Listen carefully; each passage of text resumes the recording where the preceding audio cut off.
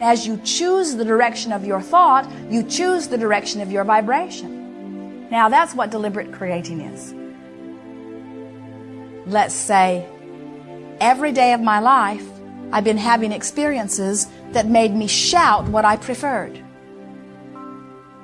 And I am a worthy being that Source adores.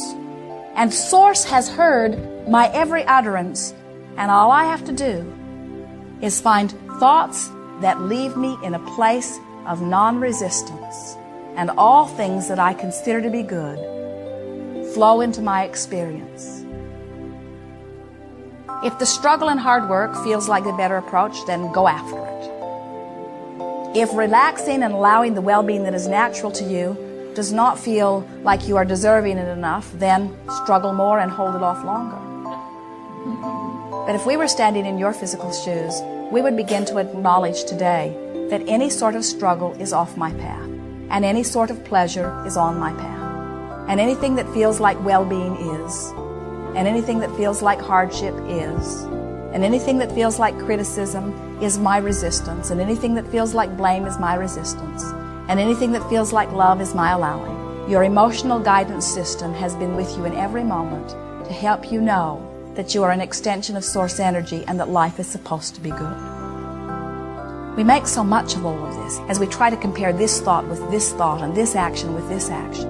And we say, oh, there's huge variety to please you. In other words, look at something like art and try to decide what art is best. What are the best colors, and what are the best textures, and what is the best medium, and what is the best subjects? And you say, oh, Abraham, there's so much variety, and so much of it is pleasing for different reasons. And we say, exactly, there is not one right way to anything. There are endless ways. And as an individual, you're wanting to choose your path based upon the way you feel as you're making the choice.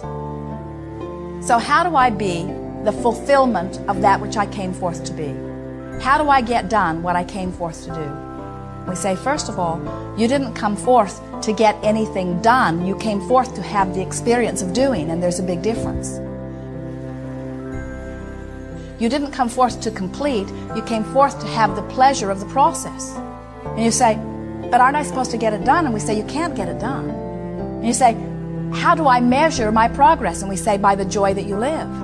And you say, but how do I know if I am getting it done in the way that I intended to do? And we say, you feel good while you are in the process, but you will never get it done. And you say, well, how do I measure myself against others and understand that I have succeeded in any great fashion? And we say, you cannot compare yourself against others and find any measurement except your comparison with others. That does not give you any measurement of your success in this life experience. And you say, well, doesn't comparing myself against others give me greater desire? And we say, yes, and that serves you extremely well, because that desire is summoning. And so you say, well, if comparing myself to others gives birth to desire and causes me to summon, then how do I know that I've succeeded? And we say, you feel good, you relax and allow what you've desired to be. And you say, aha, so it is important for me to complete the desires that I define. And we say, exactly. It is only important for you to complete the desires that you define. The only alignment that has ever been necessary, the only alignment that you ever intended, was that you would set your own individualistic desires or goals, and that you would find vibrational compliance with your own goals. And when you are doing that, life is good. Life is good in this moment, and in this moment, and in this moment, and in this moment. Sometimes physical friends feel a little uncomfortable when we say, and that is what life is. Life is a series of delicious moments. And so you say, well, there's got to be more. Abraham, what are you doing? And we say, we're having a delicious moment. And you say, yes, but isn't your moment more powerful than my moment? And we say, no, nor is it more powerful than that of the ant. In other words, our perspective is our perspective, and our alignment with Source is our alignment with Source, and there is satisfaction potential for all of us in any of those moments. So, if we were standing in your physical shoes, we would try to decide what is the best possible use of my time right now. What would make me feel the absolute best that I could feel? And in time, you will be inspired to the synchronicity of that in a way that will absolutely amaze you. You'll get an impulse to take a walk just at the time that you'll run into somebody that has a piece of information that you've been looking for. And as you have the conversation, you'll be filled with exhilaration. And you will feel like you've just had the best walk of your life. Or you will feel the impulse to call someone, and it will be just at the moment when they were waiting for you, and the timing is just exactly perfect. When you get an impulse to buy some stock or to sell some stock or to call for a job interview or to do anything in your experience, you will find your timing so right on, provided you have tended to yourself in a way that you are gravitating toward what feels good rather than trying to motivate yourself in your fear of what might feel bad. You have so many core beliefs. We would like to express some of those core beliefs to you if you don't mind. We're talking about core beliefs. We're talking about the beliefs that are at the very core of you. You know that you are valuable. You know that you are good.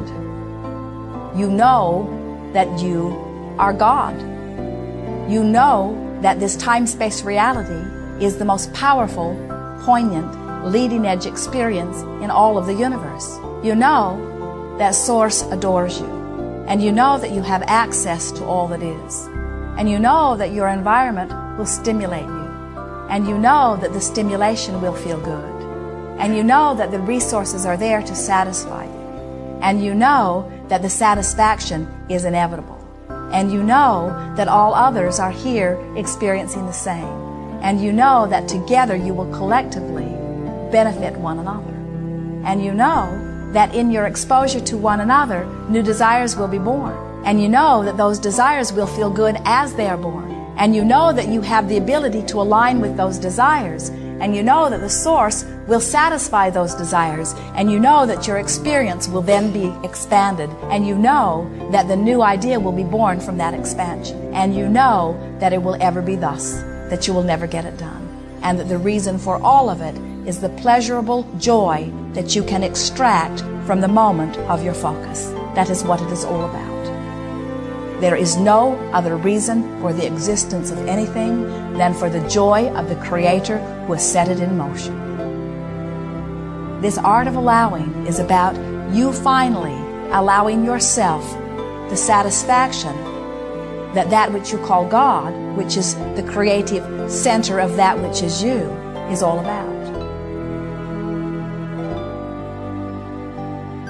When you begin to relax and appreciate yourself more, the true core belief will begin to come forth. And those other things you've picked up along your physical trail that have very little to do with who you are become a non-issue.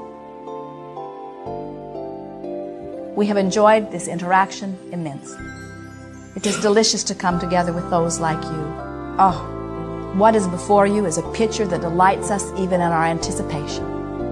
There is great love here for you. We are complete.